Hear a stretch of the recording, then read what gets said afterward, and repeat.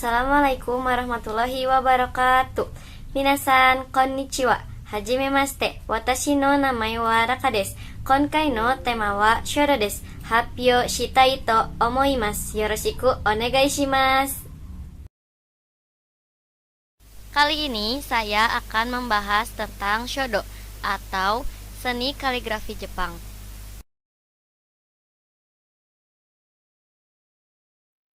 Pertama-tama kita akan membahas tentang pengertian shodo.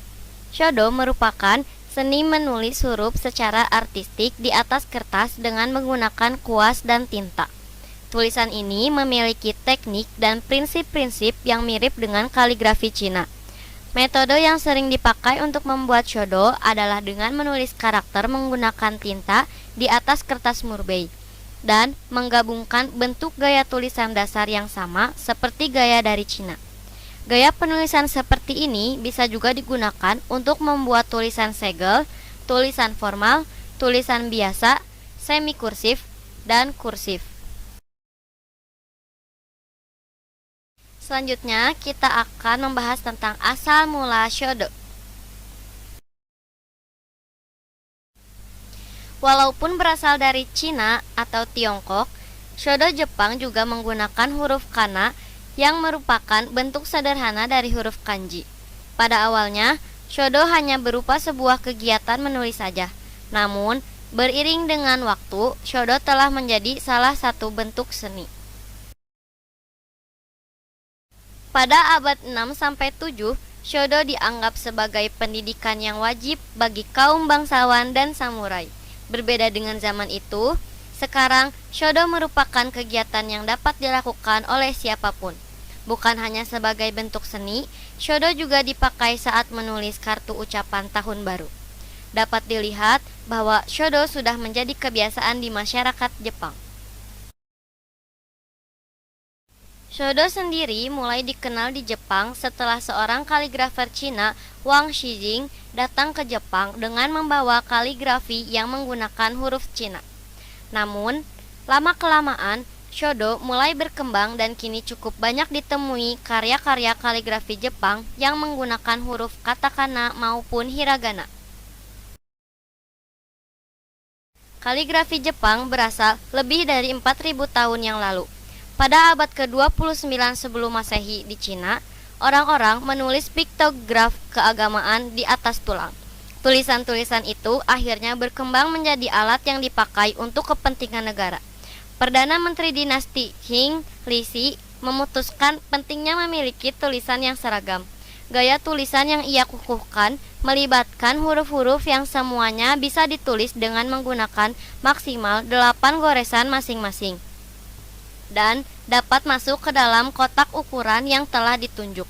Lixi juga memutuskan semua garis atau goresan horizontal akan menjadi yang pertama ditulis, dan huruf-hurufnya digambar dari bawah ke atas dan dari kiri ke kanan.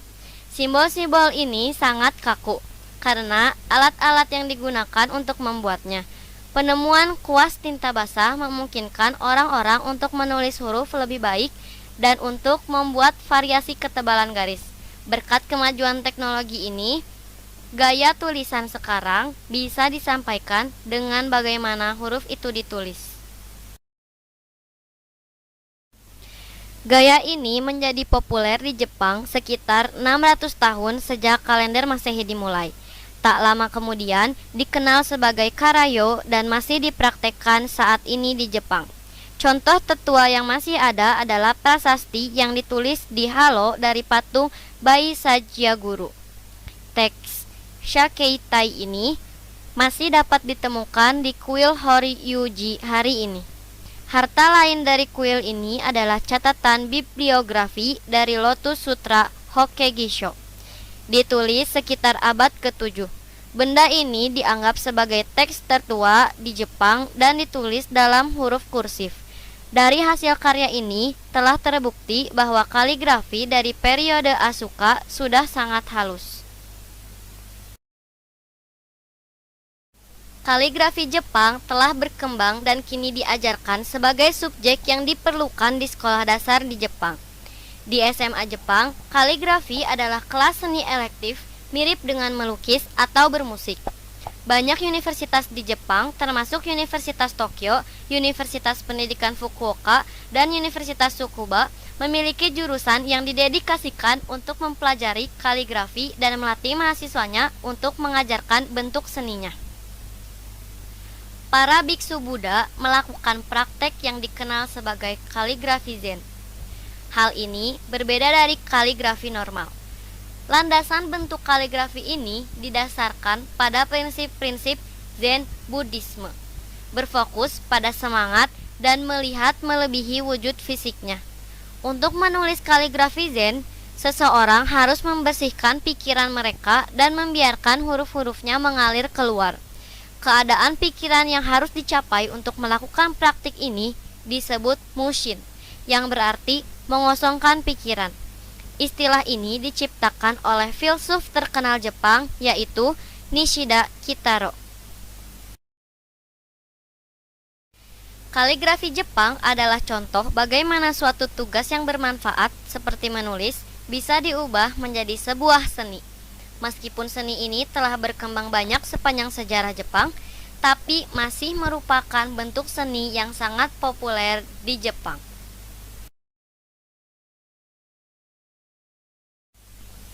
Selanjutnya, kita akan membahas tentang alat dan bahan pembuatan shodo.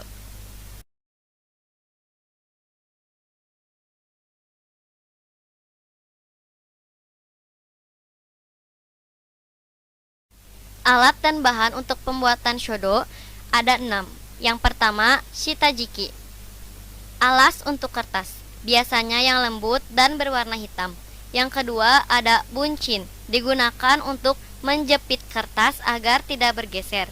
Biasanya sudah tersedia di shitajikinya. Yang ketiga ada hanshin, kertas tipis khusus untuk menulis kaligrafi. Yang keempat ada suzuri, tempat tinta yang keras, bisa terbuat dari batu atau bahan metal lainnya. Yang kelima ada sumi, tinta berbentuk batang hitam yang nantinya dicampur dengan air, setelah itu digosokkan ke suzuri untuk mendapatkan tintanya. Yang keenam ada kuas. Ada berbagai macam kuas yang digunakan sesuai dengan kebutuhan.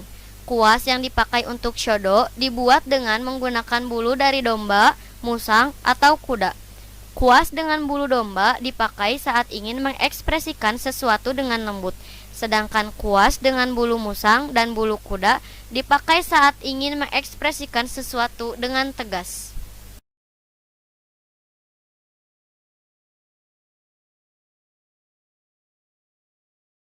Selanjutnya kita akan membahas tentang macam-macam shodo. Yang pertama ada kaisho, yang berarti correct writing. Maksudnya, kaligrafi dibuat sepersis mungkin dengan huruf versi cetak seperti di koran ataupun buku-buku. Tidak digaya-gaya, agar mudah dibaca.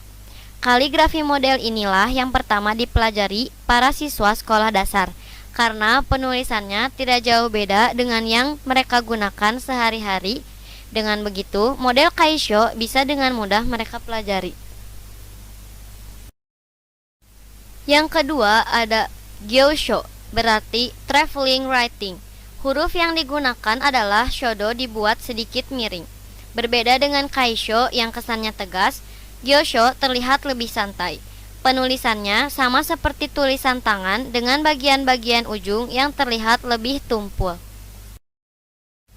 Yang ketiga ada sousho, berarti grass writing. Untuk model sousho, tulisannya terasa lebih bebas dengan huruf-hurufnya yang dibuat miring. Shouso lebih sulit dibaca di antara model yang lainnya. Dalam pembuatannya, kebanyakan kaligrafer tidak melepaskan atau mengangkat fudonya. Jadi, garis-garis yang ada akan terasa menyatu. Untuk lebih jelasnya, bisa sama-sama kita lihat di sini perbedaan dari kaisho, gyosho, dan sousho.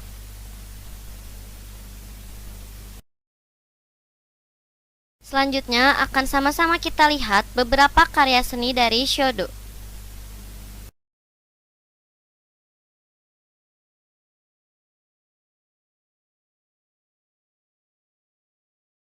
Bisa dilihat di sini bahwa shodo tidak hanya digunakan untuk membuat suatu kata-kata, tetapi bisa juga digunakan untuk menggambar seperti menggambar bunga dan lain-lainnya.